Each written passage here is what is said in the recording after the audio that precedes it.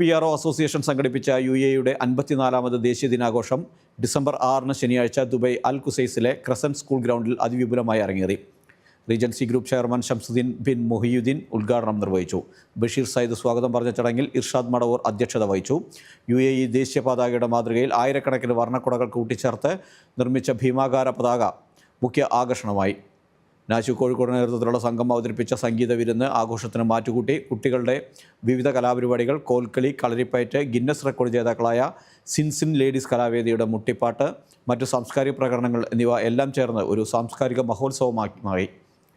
വ്യക്തിപരമായ നേട്ടങ്ങൾ കൈവരിച്ച പ്രമുഖരെ ചടങ്ങിൽ അനുമോദിച്ചു. അസോസിയേഷൻ സംഘടിപ്പിക്കുന്ന സീസൺ 4 UPA ഫുട്ബോൾ മാമാങ്കത്തിൻ്റെ ലോഗോ പ്രകാശനം ചടങ്ങിൽ വെച്ച് റാഷിദ് ബിൻ അസ്ലാം നിർവഹിച്ചു. ചടങ്ങിൽ association president Saleem Ittamal, general secretary Ajith Ibrahim, treasurer Muhasin Calicut, vice president Abdul Gafoor Pookkad, joint secretary Sainuddin Ittammal, joint ട്രഷറർമാരായ ഫസൽ, അബ്ദുൾ ഗഫൂർ മുസല്ല തുടങ്ങിയവർ സന്നിഹിതരായിരുന്നു.